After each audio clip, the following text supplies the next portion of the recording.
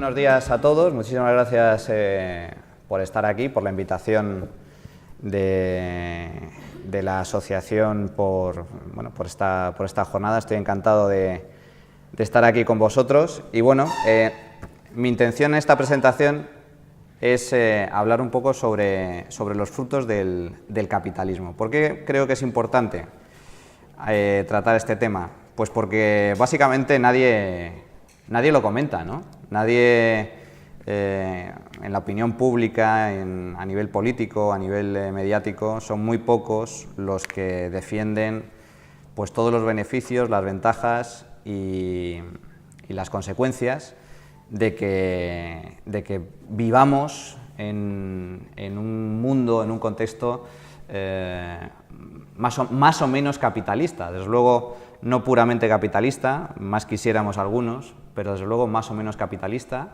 y en donde se ha ido extendiendo además el capitalismo de forma progresiva por medio mundo gracias a la globalización. Y claro, en un contexto como el actual, en el que el pensamiento único consiste básicamente, el pensamiento dominante consiste básicamente en defender el keynesianismo, la socialdemocracia o el puro y duro socialismo, según el país del que se trate, pues creo que es relevante remarcar pues todas las ventajas que tiene el capitalismo e incluso abrir el debate sobre cómo mejorar todavía más esas ventajas, cómo seguir avanzando en esas ventajas. Por desgracia, como digo, el mundo actual está dominado por el estatismo, es decir, todo se resume en que el Estado es bueno y el capitalismo, por tanto, de forma lógica, según el pensamiento de sus críticos, es malo.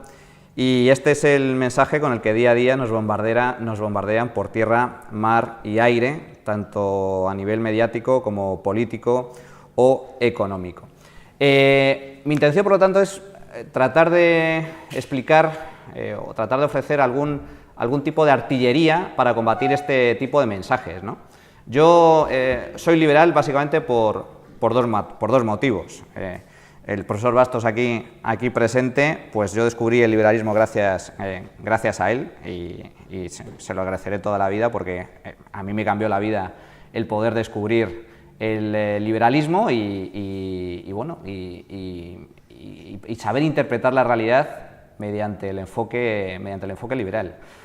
Y soy liberal, insisto, por dos motivos. En primer lugar, porque a nivel teórico creo que el pensamiento liberal es el más sólido, irrefutable, y porque básicamente defiende una idea que es esencial para el individuo, para el ser humano, que es la libertad. Ya el hecho de que un pensamiento teórico defienda la libertad individual, ya ese argumento es válido para abrazar el liberalismo sin ningún tipo de impedimentos. Pero es que, además, la experiencia, los datos, los hechos demuestran que el liberalismo es el que ofrece el mayor nivel de vida, el mayor nivel de desarrollo humano posible. El capitalismo ofrece mejores resultados que otro tipo de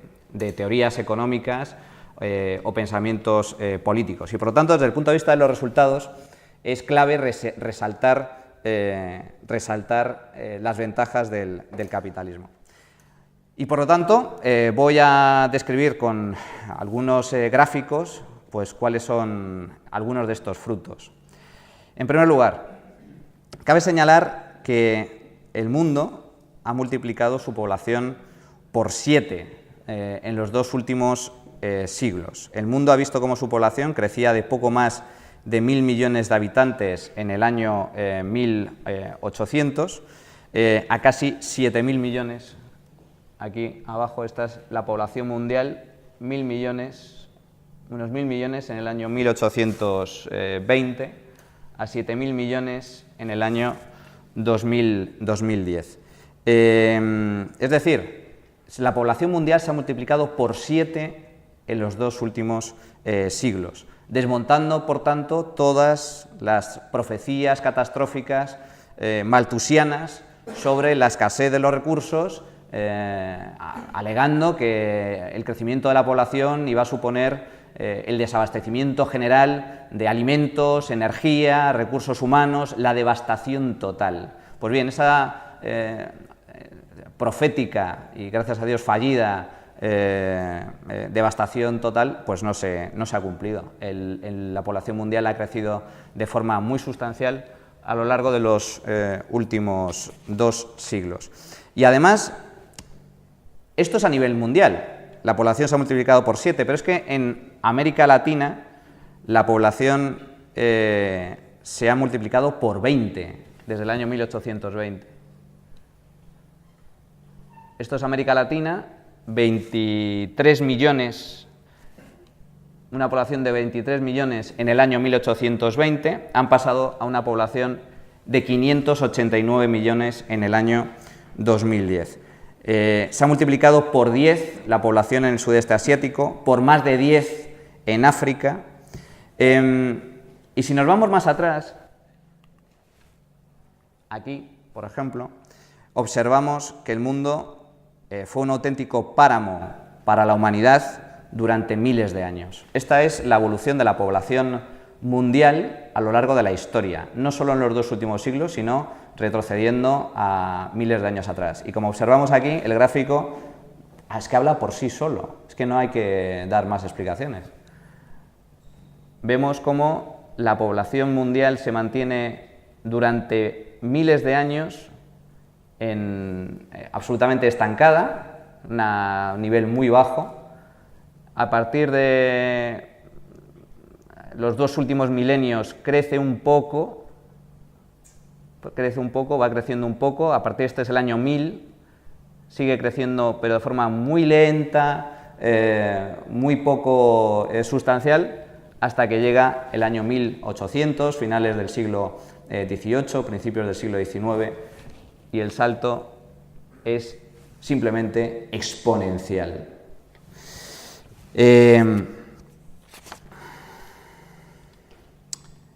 Coincidiendo con el nacimiento y el desarrollo del capitalismo.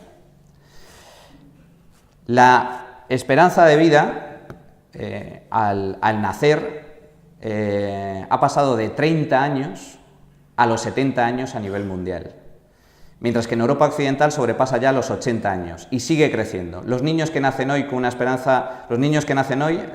nacen con una esperanza de vida próxima a los 100 años.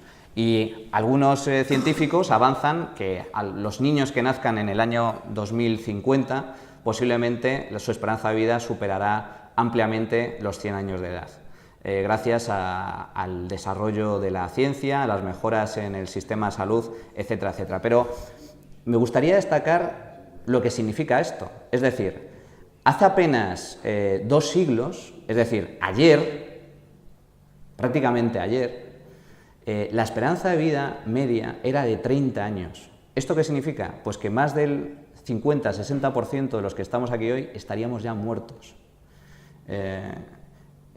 Y el resto, los que seguirán vivos, serían viejos y por lo tanto estarían muy próximos a la muerte. Hoy en día, la esperanza de vida es de 70 años. Insisto, a nivel mundial.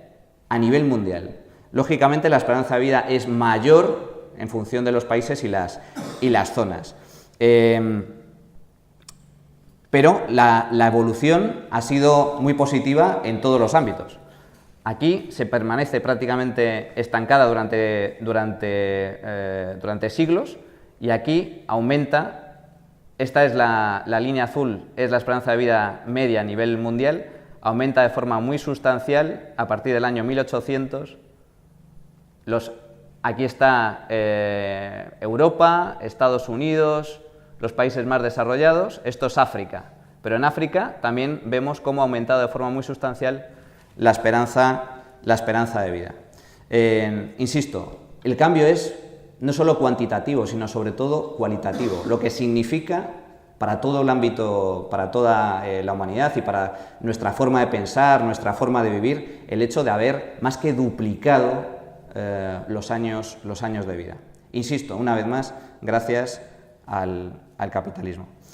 La mortalidad infantil ha bajado un 74%, ya no en los 2 últimos siglos, sino en los últimos 50 años. Lo que comentábamos antes, es decir, no solo vivimos más, sino que los niños que nacen tienen muchas más posibilidades de vivir. Eso también explica el hecho de por qué en las economías más ricas y más desarrolladas ha descendido de forma muy sustancial la tasa de natalidad, porque antes, para garantizar que algunos de tus hijos pudieran sobrevivir, tenías que tener 3, 4, 5, 6, 8 hijos, y hoy en día pues muchas parejas se deciden por tener un único hijo o dos hijos como mucho, por eso, porque está garantizada su supervivencia. Por lo tanto, la tasa de mortalidad infantil es un indicador muy sustancial, muy relevante acerca de cómo ha progresado el mundo en las últimas décadas. Y estos son datos, insisto, de los últimos 50 años. Vemos, por lo tanto, el cambio muy sustancial, muy sustancial. Y además, insisto, también de forma general, no solo en los países más desarrollados, sino que también en los países del tercer mundo hemos visto cómo ha ido descendiendo esta tasa de mortalidad. El mundo nunca ha sido tan rico como hoy. Si hay más gente y además vive más años, es porque somos mucho más ricos que en el pasado. De hecho, nunca antes en la historia de la humanidad hemos sido tan ricos como hoy. A mayor nivel de riqueza, mejores condiciones de vida, mejor nivel de salud, mejor alimentación. El PIB global se ha disparado exponencialmente en los 2 últimos siglos. Desde los tiempos de Jesucristo hasta el siglo XI, el tamaño de la economía mundial apenas experimentó crecimiento alguno. Estamos hablando de más de 2000 años. Y sin embargo, más de 1800 años, donde prácticamente el mundo no creció, se permaneció absolutamente estancado en gran medida. Y sin embargo, pues sucede algo parecido al gráfico de la evolución de la población mundial. Permanece básicamente estancado, llegamos a principios del siglo XIX y vemos cómo el PIB mundial auténticamente se adopta la forma del Everest, se dispara absolutamente. Y por lo tanto también el PIB per cápita pues también evoluciona de forma muy favorable. El PIB per cápita medido en dólares del año 1990 ha pasado de $605 a $7.890 a nivel mundial en los 2 últimos siglos, nuevamente gracias al capitalismo. Es decir, en el año 1800 la renta per cápita media en el mundo era apenas $600 y desde entonces se ha multiplicado por 10. Todas las regiones del mundo, incluso el África subsahariana, han mejorado sus estadísticas en esta materia. Evidentemente, Europa y el resto del mundo occidental son los más beneficiados porque son los primeros en adoptar el capitalismo y los primeros en desarrollarlo. Pero esta mejora se contempla a nivel general. Por ejemplo, para la región de algunos países de la OCDE, como Estados Unidos, Canadá, Nueva Zelanda y Australia, el nivel de riqueza medio en el año 2010 pues rozaba los $30.000 por habitante.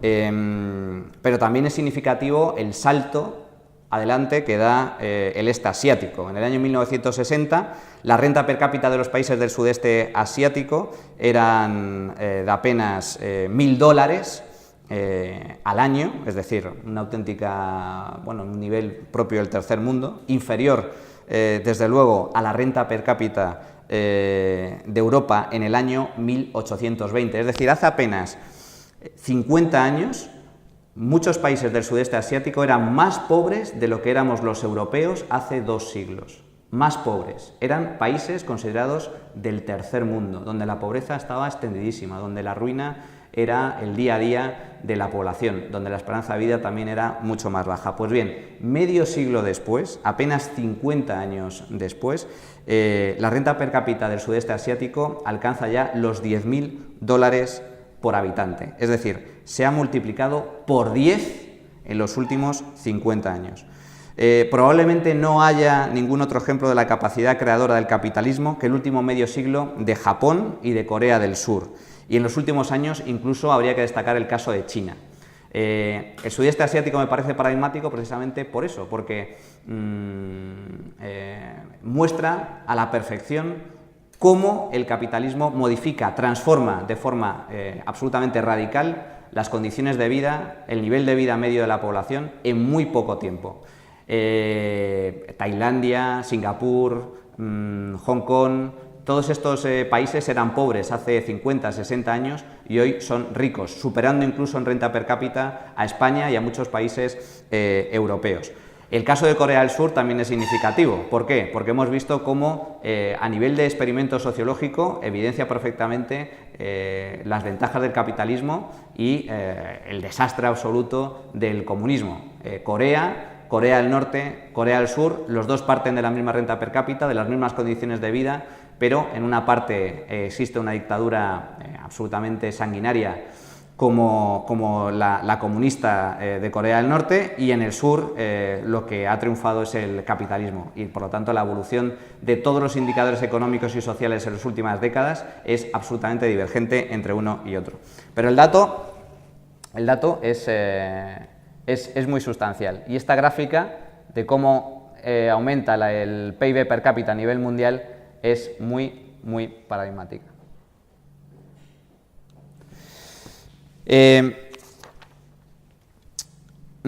Además, la forma no solo por el PIB per cápita, la forma más correcta de medir el avance económico no es, insisto, en términos de PIB per cápita, sino en capacidad de compra real. Es decir, ¿qué es lo que somos capaces de comprar o cuál es nuestro nivel de consumo en función de nuestro salario, en función de nuestro sueldo? Así, por ejemplo, en el año 1820, la remuneración media por una jornada de trabajo en Europa daba para comprar 12,6 cestas de productos básicos.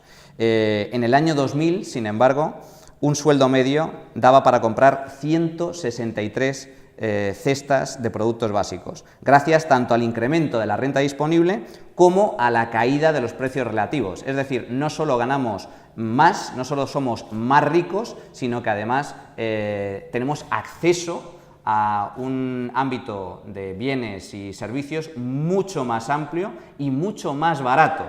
A principios del siglo XX, solo los millonarios podían acceder a la compra de un coche. ¿Por qué? En primer lugar, porque los coches eran carísimos, era un producto de lujo, y sin embargo hoy pues, los coches es pues el día a día de gran parte de la población mundial. Insisto, no solo porque ha aumentado nuestra riqueza, sino porque el acceso a los coches se ha extendido de forma muy sustancial gracias al abaratamiento de los procesos productivos. Por lo tanto, más allá del incremento de la renta per cápita, la clave también está en nuestra capacidad de compra. Hace 2 siglos, con una jornada de trabajo podíamos comprar 12 cestas de productos básicos. Hoy en día, 200 años después, el número de cestas que podemos comprar con nuestro salario diario es de 163 a nivel, insisto, mundial. Por lo tanto, la clave es cómo ha evolucionado este tipo de indicadores. Aquí, bueno, no se ve excesivamente bien, pero este es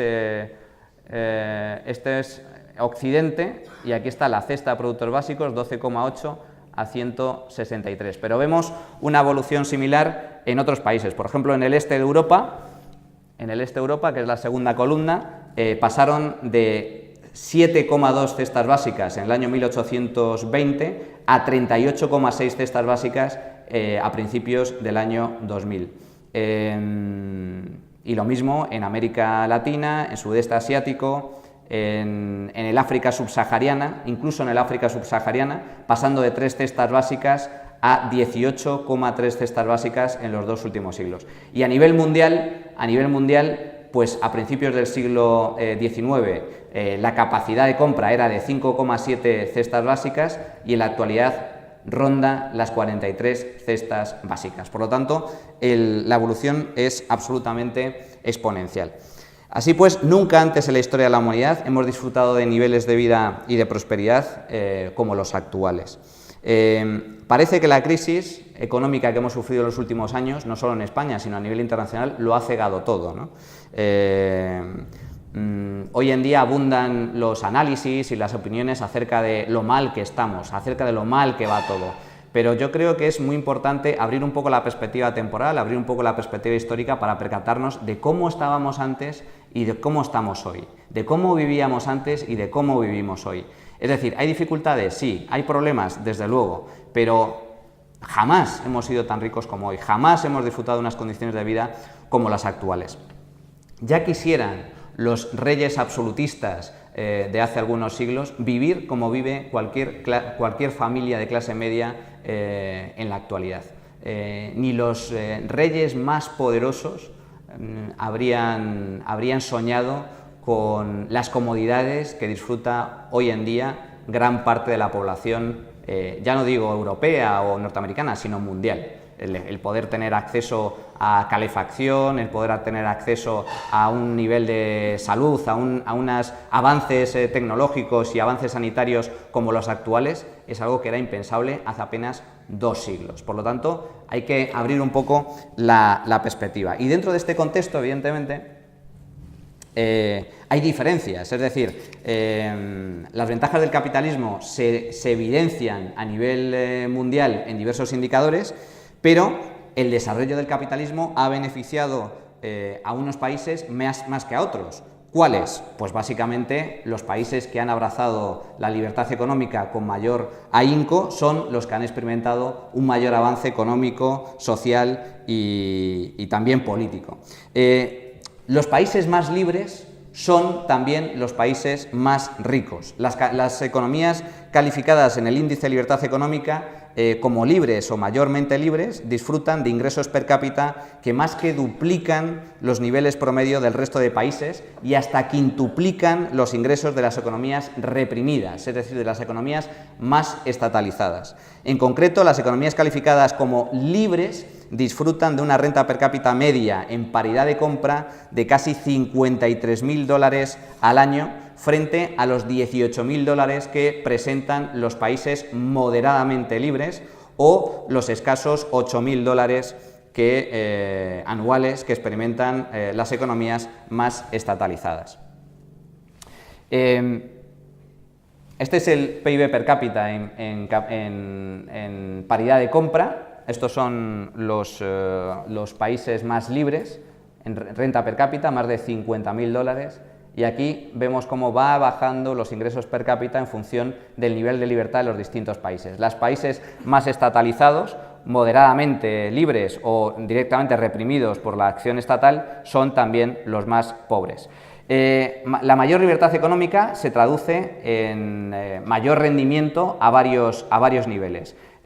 Crecimiento económico, ingresos per cápita, atención médica, educación, protección del medio ambiente, reducción de la pobreza, bienestar en general. Es decir, la riqueza se traduce en todo, es decir, en el nivel de vida del que disfruta la población a nivel general. Por lo tanto, no es una cuestión puramente monetaria, sino de condiciones de vida, salud, educación e incluso medio ambiente. ¿Saben ustedes cuál es el país más ecologista del mundo? El más ecologista, un país llamado Suiza.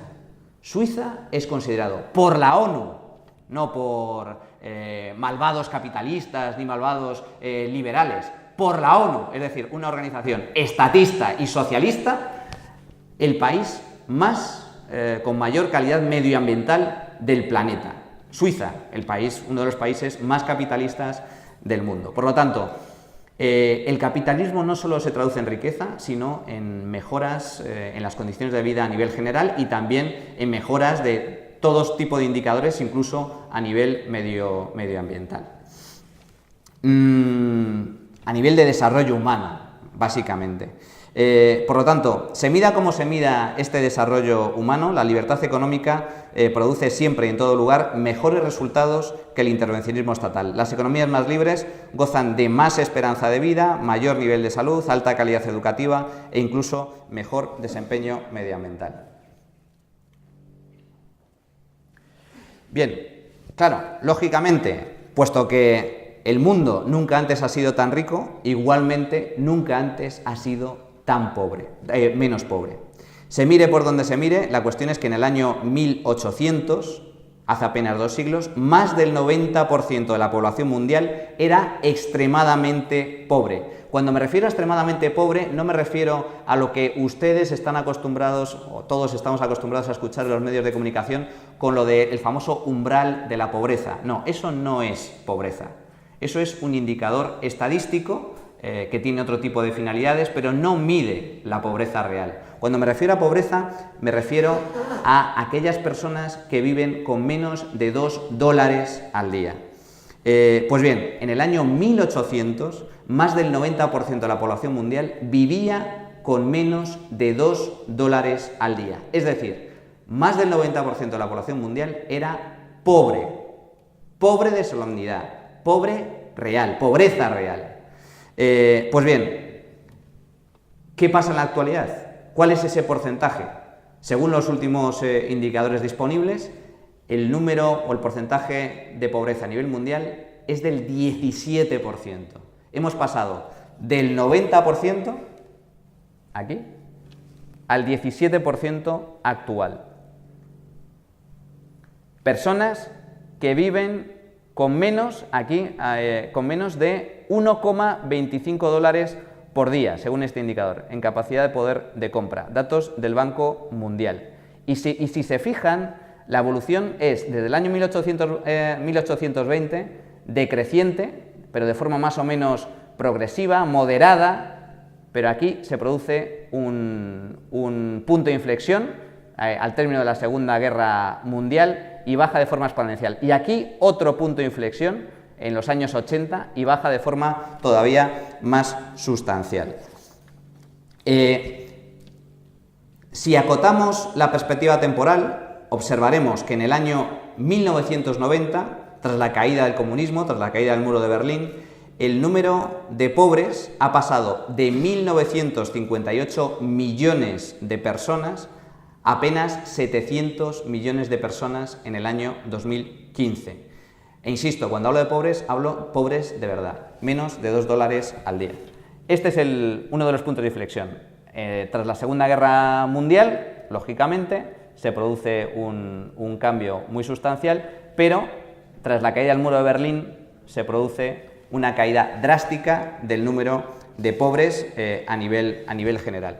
¿Y esto por qué? Básicamente se debe a China.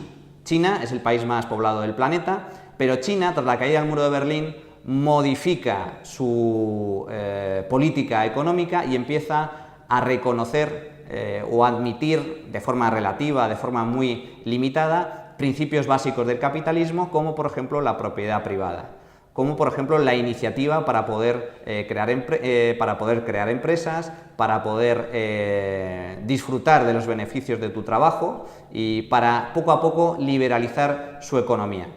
China, gracias a las famosas zonas especiales, pues ha desarrollado modelos puramente capitalistas en algunos casos. China, en realidad, el campo chino, en lo que es el ámbito rural, sigue siendo pobre, pero las zonas industrializadas, allí donde se ha permitido que el capitalismo nazca y se desarrolle, es lo que explica el crecimiento exponencial de la economía china y, por lo tanto, el aumento de la esperanza de vida y la caída de la pobreza.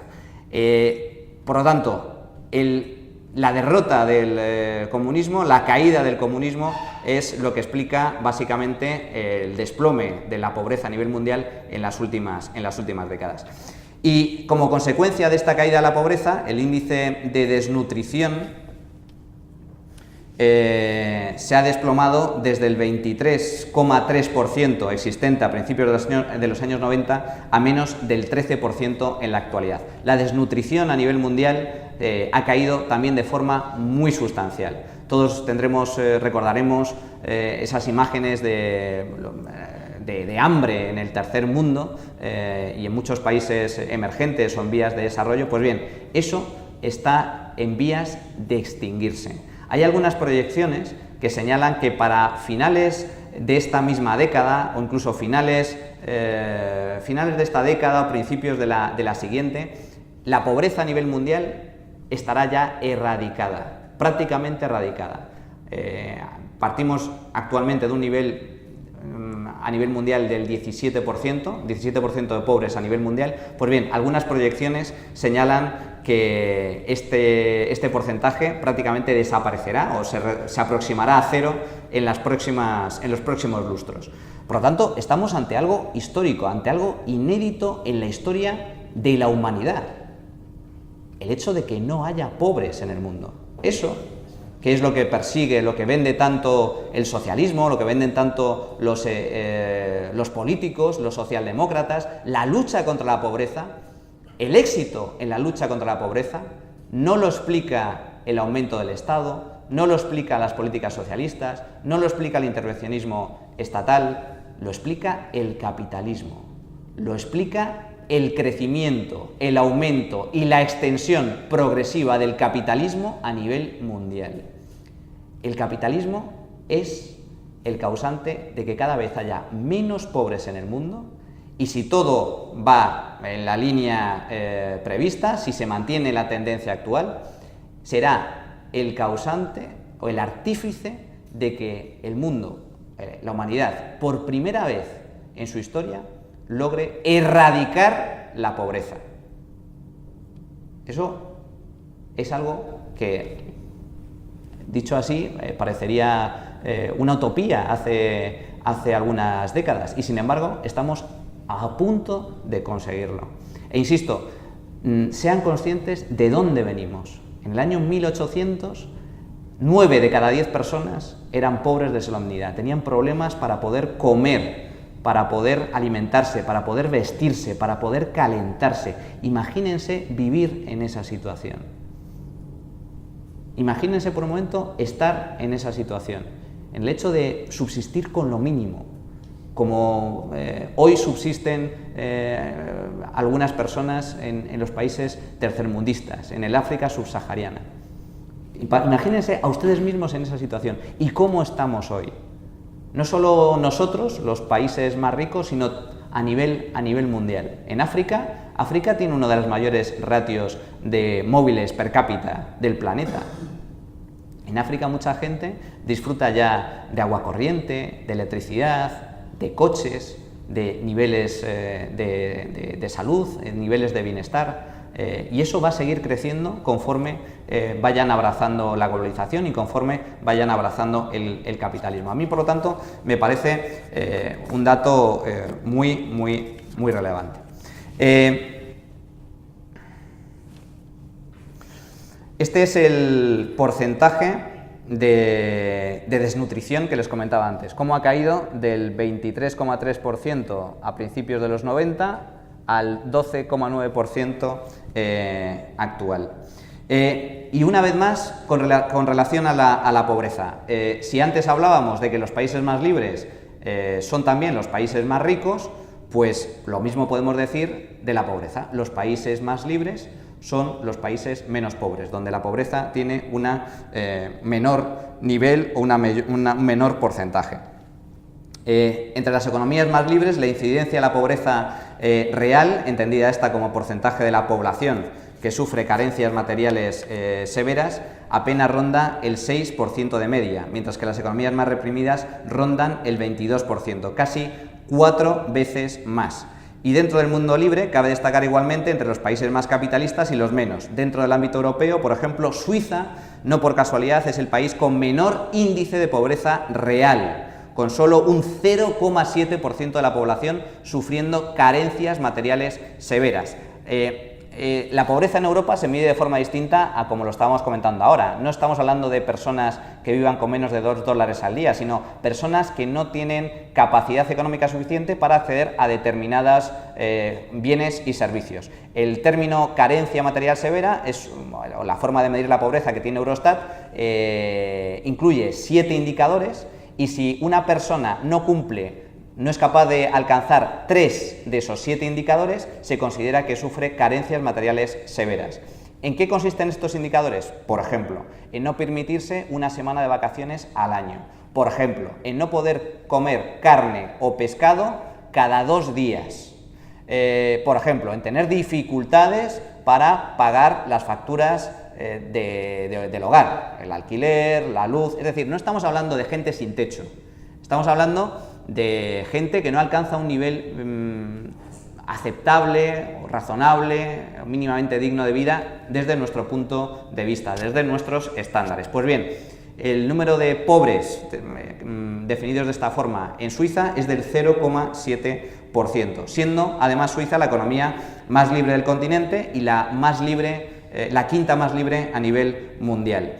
A continuación le siguen Luxemburgo, 1,8%, Noruega, 1,9%, Finlandia, Holanda, Dinamarca, Austria, todos ellos países con un nivel de pobreza, un porcentaje de pobreza inferior al 5% de la población. Estos países, que son citados por muchos políticos, por muchos periodistas como adalides de la socialdemocracia, es cierto, son países que tienen un estado del bienestar muy desarrollado, donde el intervencionismo estatal es muy intenso, donde los impuestos, la carga fiscal también es muy alta, pero la clave de su riqueza no radica en eso.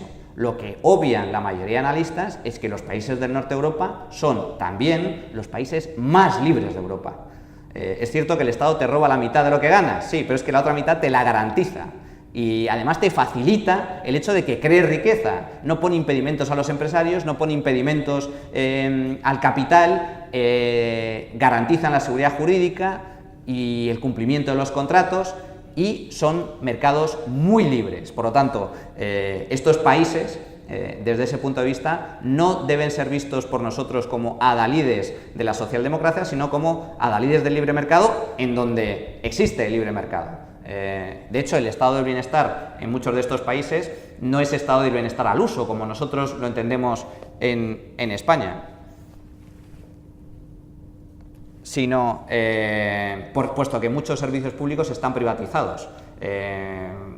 Mucha población tiene capacidad de decisión para decidir qué tipo de servicio contratar. Por lo tanto, insisto, los países más libres son los que tienen menor pobreza real. Y al revés, dejando a un lado las recién incorporadas repúblicas exsoviéticas, cuyas economías parten de un elevado nivel de pobreza, resulta que el país con menor libertad económica del euro encabeza también el índice de privación material severa con un 20,4% de la población. Bien, ¿y cuál es ese país? ¿Cuál es el país menos libre de Europa, que además tiene el mayor nivel de pobreza de Europa? Pues un país tan conocido como Grecia. Grecia es el paradigma del estatismo a nivel de la zona euro y el paradigma también de la pobreza a nivel de la zona euro. Y algunos dirán, bueno, pero es que el nivel de pobreza en Grecia es fruto de la crisis. Han sufrido una crisis brutal y por lo tanto la pobreza ha aumentado de forma sustancial. Pues no, se equivocan. ¿Por qué? Porque también lideraban el índice de pobreza real antes de la crisis, en plena burbuja crediticia. Durante la primera mitad de la pasada década, estamos hablando de principios de los años 2000, la pobreza en Grecia superaba el 11%. Y cuando me refiero a pobreza, insisto, no me refiero a umbral de la pobreza, sino a carencia material severa. Gente que no podía acceder a un nivel de vida considerado por nosotros mínimamente digno. Pues bien, Grecia también era el país más pobre en plena burbuja crediticia, en plena burbuja estatal. Por lo tanto, nuevamente se pone de manifiesto que el estatismo, desde luego, no funciona en absoluto ni soluciona ninguno de los problemas que dicen anunciar sus defensores. Y para concluir, me gustaría señalar este gráfico. Este gráfico es muy paradigmático porque aquí se observa la esperanza de vida al nacer de un país, Alemania, pero Alemania del oeste, Alemania occidental, la Alemania capitalista, que es la línea azul, y la Alemania comunista, Alemania del este, que es la línea roja. Este es la esperanza de vida al nacer de las mujeres y la esperanza de vida al nacer de los hombres. Bien, ¿qué pasa aquí? Vemos que la esperanza de vida entre Alemania occidental y Alemania del este es idéntica y evoluciona de forma de forma más o menos parecida,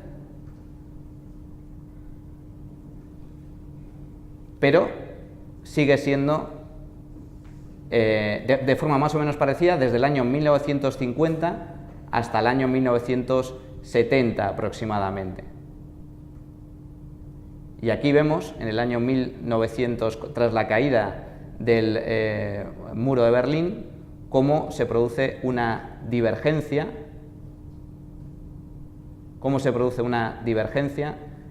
y aquí, que es cuando cae directamente el muro de Berlín, vuelven a converger.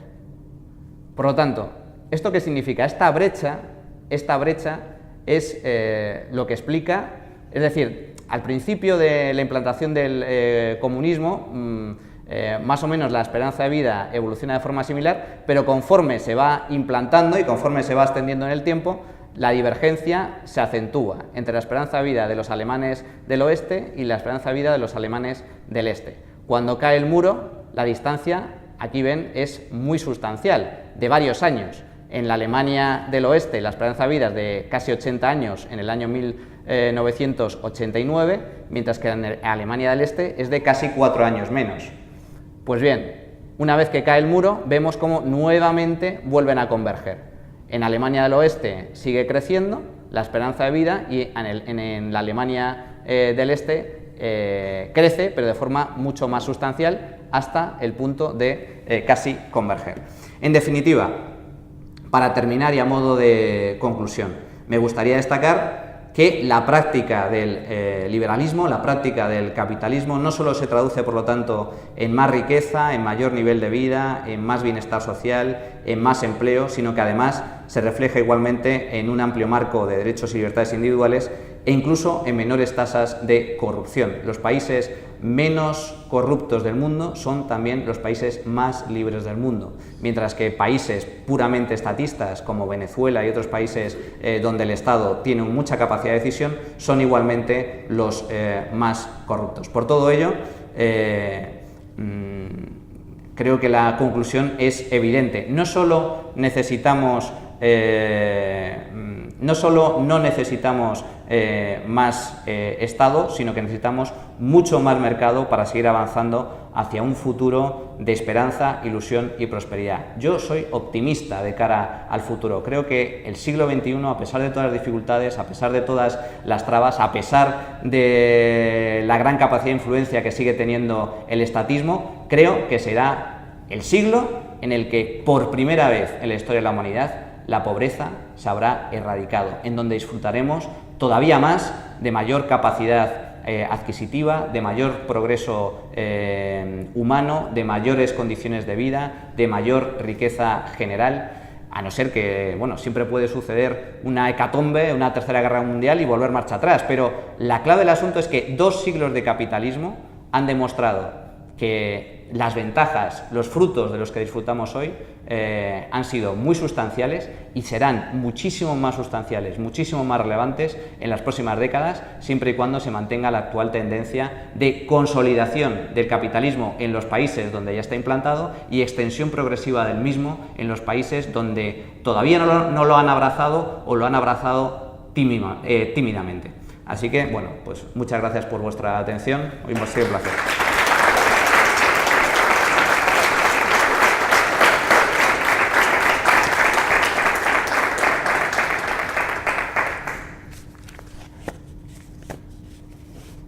Yo no sé si da tiempo para comentar alguna cosa o alguna cuestión al respecto.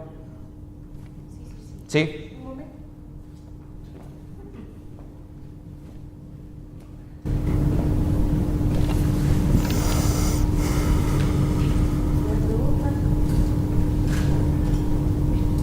Muchas gracias, señor Llamas, por su conferencia muy instructiva. Creo que poca gente puede discutir hoy en día los logros del capitalismo, los datos están ahí y son incontestables. Creo que solo el más fanático de los comunistas puede defender hoy en día el comunismo real, entendido como pues Corea del Norte, Cuba, que su fracaso es evidente, ¿no?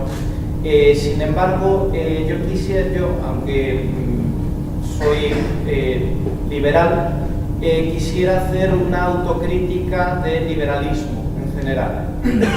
Y pongo por ejemplo, los países, los llamados tigres asiáticos, que son hoy en día pues, un ejemplo de capitalismo de países ricos, no solo de los estándares asiáticos, sino en estándares mundiales. Estoy pensando en Singapur, Corea del Sur, Taiwán y Hong Kong, aunque Hong Kong bueno, fue una colonia británica y ahora pertenece a China.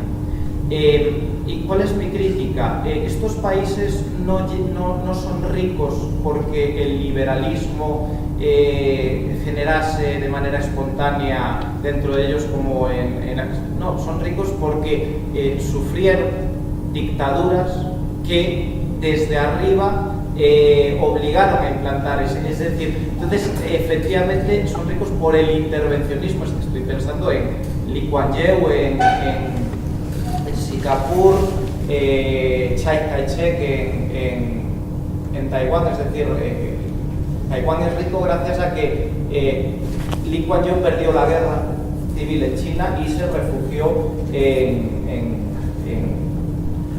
Taiwán. Entonces esa es la crítica que yo le hago esa crítica desde, digamos, el autoritarismo, conservadurismo, que incluso aquí en España, es evidente los logros económicos del gobierno del general Franco, ¿no?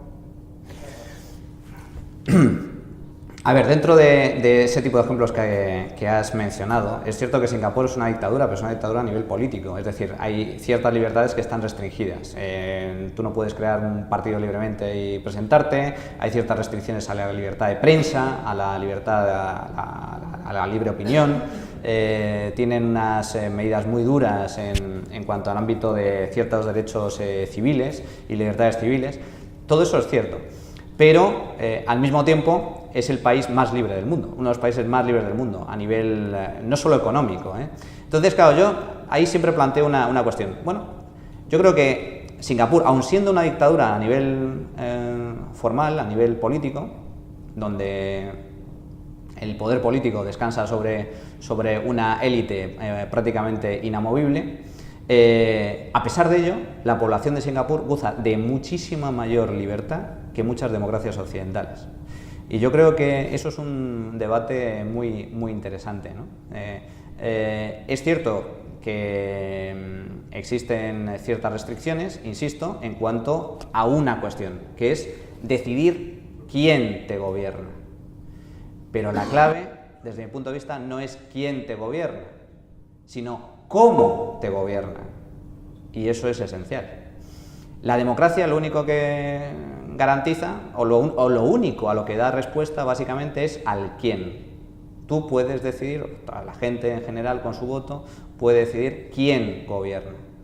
Pero la clave que explica el desarrollo económico y humano no es el quién, sino el cómo te gobierna.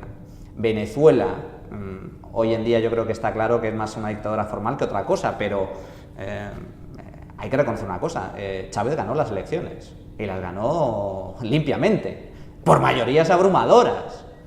Y sin embargo, creo que todos estaremos de acuerdo en que la población venezolana disfruta hoy de muchísima menor libertad a todos los niveles, incluido a nivel de prensa, incluido a nivel político, incluido a nivel de derechos y libertades civiles, que la gente de Singapur, a pesar de vivir en una dictadura. Por lo tanto, yo creo que no es cierto, o al menos en lo que señalas del intervencionismo, ese intervencionismo no es tal. Es decir, si medimos el intervencionismo de forma general, no solo centrándonos en el ámbito político, no solo centrándonos en el tema de las elecciones, en el tema de la libertad política, sino poniendo encima de la mesa el conjunto de derechos y libertades individuales, Singapur tiene un grado de libertad inmensamente superior al de la inmensa mayoría de democracias occidentales. Felicidades, Llamas, por la intervención. Yo ayer dije que el capitalismo lo que podía morir es de éxito. ¿En qué sentido? Que se pierden los valores que hicieron a las sociedades capitalistas crecer. Y yo creo que algo va por ahí. La pregunta va, tú ves las tendencias que estudias, los valores que estudias, etcétera, ¿tú crees que en cierta forma una decadencia relativa de Europa? Quiero decir, que Europa ya no es el referente de capitalismo, ya es el referente de crecimiento, aún conservando en inercia en algunos países que le permiten crecer. ¿Tú crees que el futuro no va a estar aquí, no va a ser el modelo va a estar mejor en Asia, va a estar en otras zonas del planeta? Yo estoy totalmente convencido de que el modelo no es Europa. Europa ya no pinta nada en el contexto internacional. Es cierto que Europa sigue siendo, si medimos toda la Unión Europea, pues la economía más potente del mundo, por decirlo, sí, es la economía más grande del mundo, si medimos la Unión Europea en su conjunto, pero yo creo que Europa como tal es un modelo fracasado por la propia Unión Europea, porque yo creo que se han pervertido los principios esenciales que dieron origen a la Unión, que es el mercado común. El mercado común europeo fue la semilla que posibilitó no solo la extensión del libre mercado y la expansión del comercio entre los distintos países europeos, sino algo muchísimo más importante para el individuo, que es la paz. Lo que ha garantizado la paz durante 50 años en Europa es el libre comercio, porque la Unión Europea nace así, nace como libre comercio, un área de libre comercio, donde las empresas y los particulares de los distintos estados-nación pueden comerciar libremente entre sí. La Unión Europea, el éxito y el origen de la Unión Europea descansa sobre tres principios esenciales: libre movimiento de personas, libre movimiento de bienes y servicios y libre movimiento de capitales. Pero el problema está en que los mismos estatistas que gobiernan en los estados-nación o pretenden, y en ello están, creando un superestado-nación llamado Unión Europea. Y eso es lo que va a destrozar a la Unión Europea, como lo estamos viendo con todas las tensiones geopolíticas que existe con la salida del Reino Unido. Cuidado, la salida del Reino Unido de la Unión Europea, que tiene un argumento, o sea, el argumento de defensa que han utilizado los favorables al Brexit es argumentos puramente anticapitalistas, como es el tema de la inmigración. No queremos inmigrantes, no queremos, básicamente inmigrantes, no queremos que venga gente de fuera, pero cuidado, también hay una corriente puramente capitalista. No queremos Bruselas, no queremos regulaciones europeas, queremos gobernarnos por nosotros mismos, pero también se están produciendo tensiones al revés, en países del sur de Europa que pregonan la necesidad de salir del euro y de salir de la Unión Europea, porque la Unión Europea le supone un freno, un contrapeso a sus ansias puramente estatistas. Podemos defiende salir de la Unión Europea y salir del euro porque dentro de la Unión Europea y dentro del euro no puedes implantar un sistema comunista, un sistema de puro intervencionismo estatal, con expropiaciones arbitrarias, sin seguridad jurídica, sin propiedad privada, etcétera, ¿no?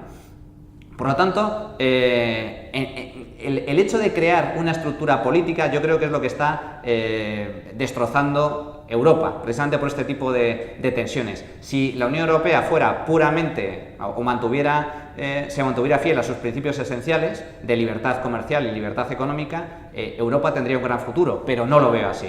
Yo creo que el hecho de que los políticos hayan interpretado que la solución a los problemas de Europa es más Europa, pero más Europa entendida como más Estado europeo, es lo que va a incentivar este tipo de distensiones entre los distintos países integrantes, y al mismo tiempo lo que va a provocar finalmente, creo yo, muy posiblemente la ruptura de alguna forma de la Unión Europea o del euro.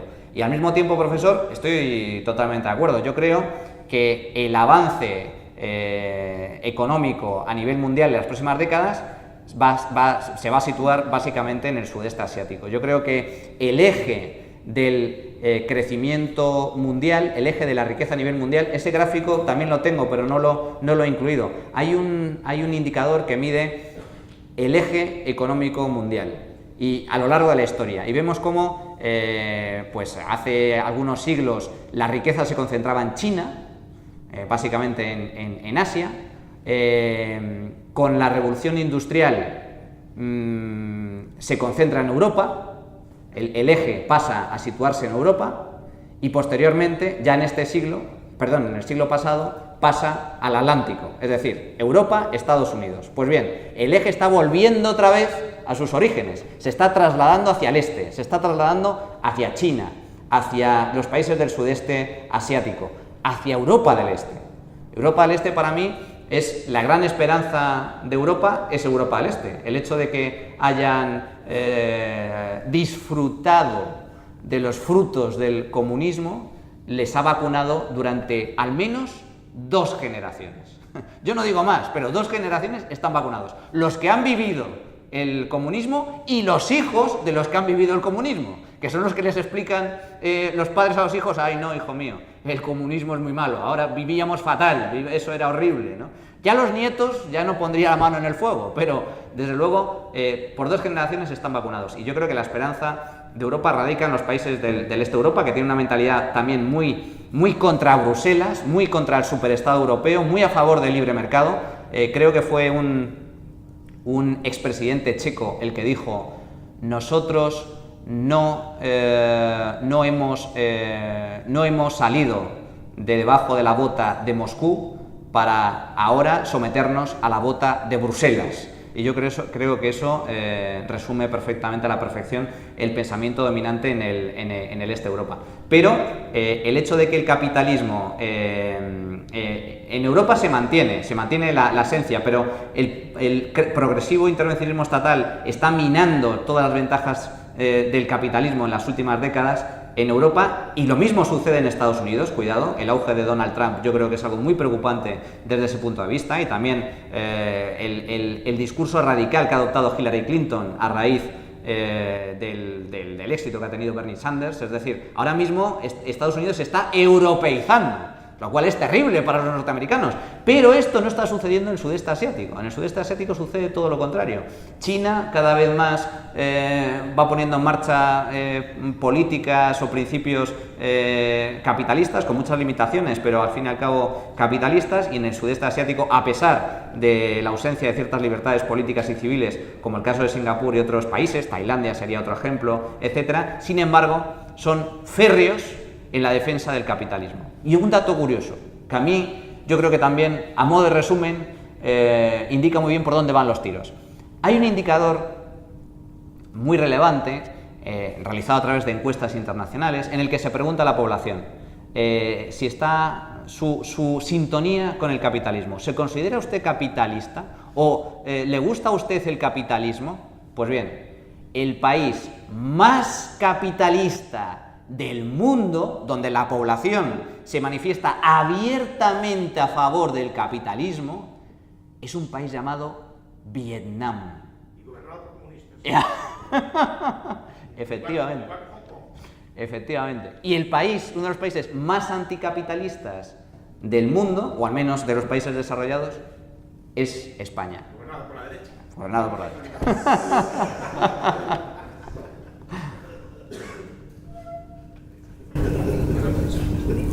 Sí, bueno, muchas gracias Manuel por tus interesantísimas gráficos, ¿no?, a favor del capitalismo. No sé si, porque hace un momento, pero ¿hay algún gráfico que hayas hablado, ¿no?, de en todo este tiempo, sobre todo los últimos 30 años aproximadamente, 40 años, ¿no?, después de la caída del muro de Berlín, de cómo ha ido justamente el proceso inverso? Es decir, ¿qué ha pasado, por ejemplo, en Venezuela? ¿Dónde estaba Venezuela hace 20 años? ¿Qué está pasando, por ejemplo, en Grecia desde que ha ganado Syriza? ¿Qué ha pasado en un momento determinado en España desde que se ha ido ideologizando todavía más radicalmente, digamos, al socialismo? Esto es enormemente importante porque si damos los gráficos globales, probablemente ya sabemos un poquito las conclusiones. Pero en ese tiempo ha habido países como Venezuela, países como Bolivia, países como Ecuador, países como Argentina.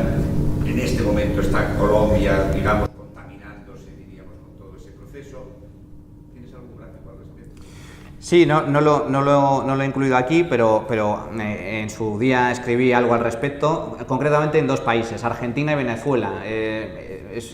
y Cuba también se podría extender a Cuba. Lo que pasa es que Cuba es un modelo todavía más radical, ¿no? Es un ejemplo más radical. Pero el tema de Argentina y Venezuela me parece muy significativo porque allí no hay un sistema comunista, pero hay un sistema puramente intervencionista, donde el socialismo ha aprendido con muchísima fuerza. No se ha erradicado la propiedad privada, pero el Estado ha ido adquiriendo mayores cotas de poder, de capacidad, de influencia, de peso en la economía de forma progresiva. Y Argentina y Venezuela son dos paradigmas de cómo funciona el intervencionismo estatal a largo plazo. Porque no solo estamos hablando, insisto, de estatismo, es que la clave del asunto, porque en muchos debates me ponen como ejemplo los modelos nórdicos, ¿no? Pero los modelos nórdicos, vamos, yo estaría aplaudiendo con las orejas si España se asemejara mínimamente al modelo nórdico. ¿Por qué? Porque ya tenemos lo peor del modelo nórdico. Es decir, es que nos falta lo mejor, por lo tanto, si avanzáramos hacia el modelo nórdico mínimamente, como defienden algunos partidos políticos, sería un paso adelante, desde luego no un paso atrás. ¿Por qué? Porque el modelo nórdico, lo peor del modelo nórdico ya lo tenemos implantado. La elevada carga fiscal, elevado intervencionismo estatal a múltiples niveles, un sector público muy sustancial. Pero, sin embargo, nos falta todo lo mejor, lo que explica el éxito del modelo nórdico, que es la libertad de mercado, la libre empresa, mercados muy libres a nivel laboral, atracción de capital, fiscalidad baja para el ahorro, etcétera, etcétera, etcétera, ¿no? Pero, por eso digo que no vale como modelo para explicar el estatismo actualmente. Pero Venezuela y Argentina sí, porque Venezuela y Argentina lo que han experimentado es un aumento de la capacidad del Estado, al mismo tiempo que se ha restringido de forma progresiva las libertades económicas y civiles, con un intervencionismo exasperante. Argentina y Venezuela eran dos de los países más ricos del mundo a principios del siglo XX. Cuando digo dos de los países más ricos del mundo, no digo 30 o 40 países, digo de los 10 primeros países del mundo. Argentina y Venezuela eran más ricos que Estados Unidos, más ricos que muchísimos países europeos. No por casualidad, los españoles y muchos europeos, irlandeses, la inmigración irlandesa se concentró en Estados Unidos, pero desde luego de los países del sur de Europa, italianos, españoles, griegos, portugueses, se implantaron, emigraban de la pobreza europea para buscarse la vida y progresar en países como Argentina y como Venezuela. Pues bien, en el caso argentino, la decadencia comenzó con Perón. Llegó Perón, llegó el peronismo, un fascista, imitó el modelo italiano, lo intentó implantar en Argentina y ha aprendido y sigue aprendiendo. Ahora habla mucho de Macri, el neoliberal Macri. Vaya, yo he coincidido con algunos dirigentes argentinos y ellos mismos reconocen que ellos son peronistas, solo que son peronistas moderados. No son peronistas radicales, pero son peronistas, es decir, socialistas puro y duro. Por lo tanto, no le veo ningún futuro a Argentina, al igual que no le veo ningún futuro a Venezuela, porque Venezuela peca del mismo problema. La decadencia argentina comenzó años 20, años 30, la decadencia de Venezuela comenzó años 70. En Venezuela, en los años 60, disfrutaban de una renta per cápita similar a la de Estados Unidos, similar a la de muchos países europeos. ¿Qué pasó a finales de los 60, en los años 70? ¿Dónde se produjo el punto de inflexión? La nacionalización del sector de hidrocarburos. Y eso no lo hizo Chávez, lo hicieron gobiernos anteriores. Las rentas petroleras no es un invento de Chávez, es un invento de gobiernos anteriores. Y a pesar de que ahora se cargan mucho las tintas sobre el chavismo, una vez, si cayera el chavismo, lo que encontramos detrás, lo que pasa es que no nos paramos a analizarlo, pero ¿qué es lo que defiende la oposición chavista? El socialismo bueno. Son socialistas. Chávez es malo, es un dirigente, un tirano, un opresor, un dictador, su heredero Nicolás Maduro exactamente igual. Nosotros somos los buenos, pero el modelo es muy parecido, rentas petroleras, el sector petrolífero en manos del Estado, solo que nosotros lo vamos a repartir mejor.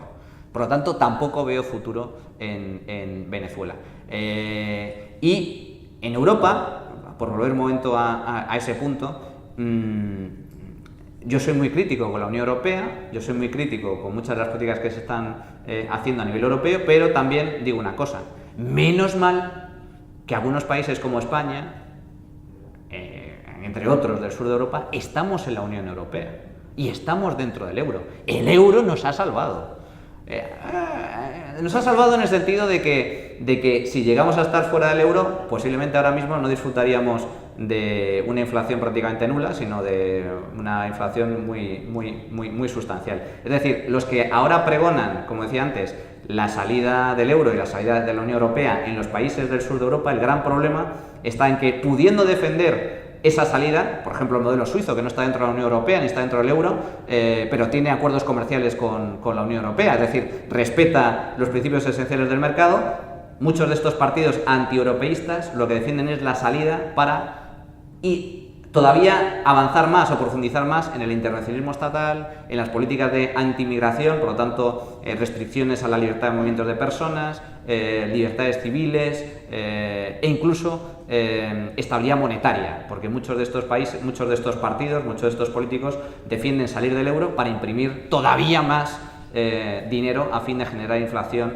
y a fin de generar liquidez, ¿no? Por lo tanto, existe ese debate que es ciertamente interesante, pero en cuanto a Argentina y Venezuela, yo insisto, creo que es un modelo de cómo la socialdemocracia, cómo el socialismo ha fracasado de forma muy sustancial. Venezuela y Argentina hoy son países prácticamente en vías de desarrollo, mucho más Venezuela que Argentina, pero países en vías de desarrollo, donde en el caso venezolano no existen libertades civiles, es el país más corrupto del mundo, no existen libertades económicas, están padeciendo una crisis humanitaria, una auténtica crisis humanitaria, pero para mí lo relevante no solo es eso, sino el hecho de que no hay nada detrás. Es como si no hubieran aprendido la lección.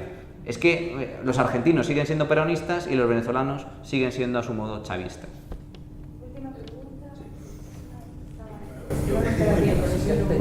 Lo que dice la Argentina es que, lo dijo ayer el profesor Bastos, es que emigraron, las 7 razas malditas emigraron a Argentina en su momento. Alemanes, judíos, galegos, mira.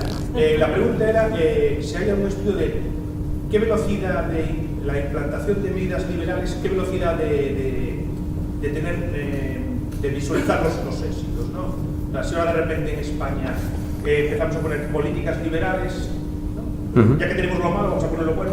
¿En cuánto tiempo se verían los efectos para... ¿Da tiempo una legislatura para hacerlo? No, esa es la gran tragedia. El cortoplacismo ese es uno de los grandes problemas.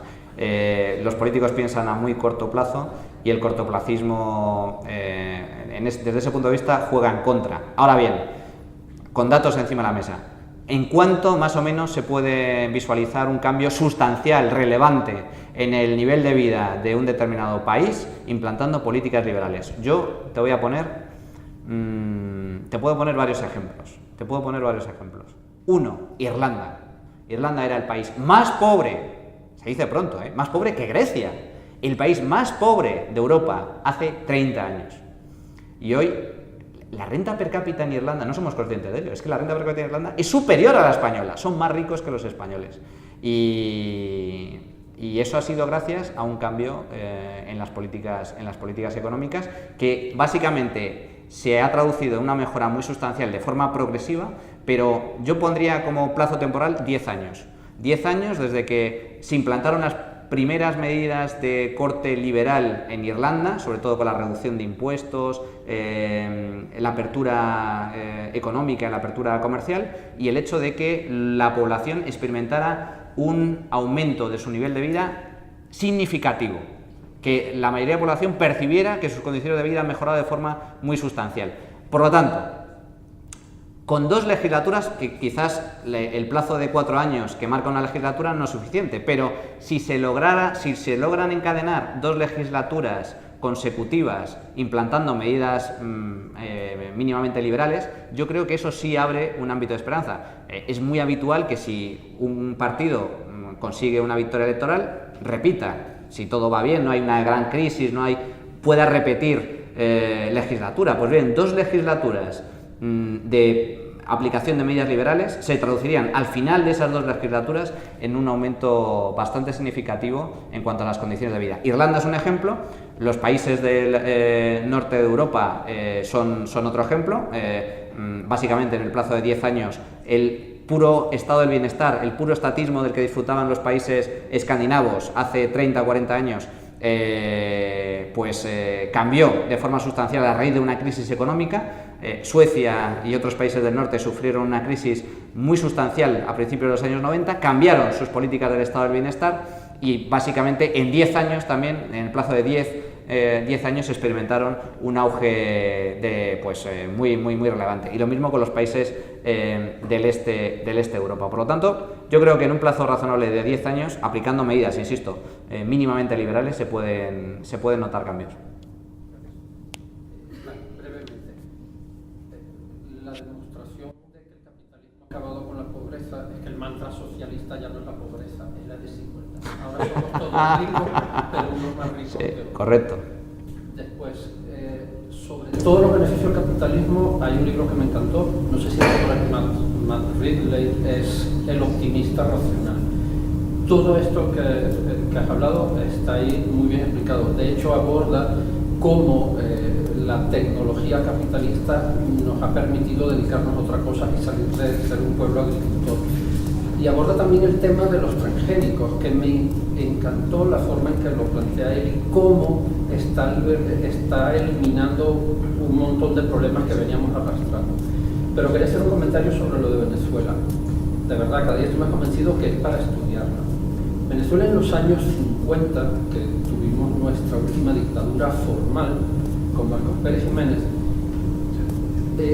los negocios internacionales se negociaban o bien en dólares o bien en bolívares. Es que el bolívar era la moneda más fuerte en ese momento. La deuda pública de Venezuela era cero. No teníamos deuda pública.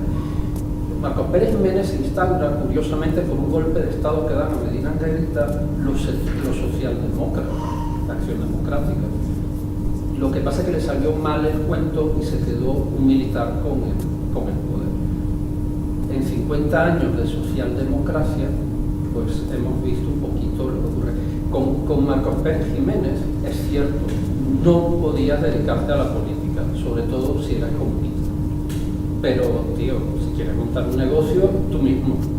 Y realmente las grandes fortunas, muchos capitales que vinieron a Galicia, vinieron de ahí.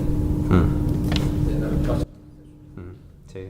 Estoy totalmente de acuerdo. Creo que es un caso de estudio ciertamente relevante. Sobre todo veremos cómo acaba la situación, porque ahora mismo se están dirimiendo entre la implantación de una dictadura o de un golpe de Estado lento, que es lo que están denominando, pero también con la posibilidad de que prenda una especie de guerra civil o conflictos sociales muy sustanciales. Yo creo que es un caso para estudiar, pero insisto, vemos que hay países que, por decirlo así, o poblaciones que, por decirlo así, aprenden la lección. El caso de Alemania y la hiperinflación yo creo que es un caso histórico muy relevante.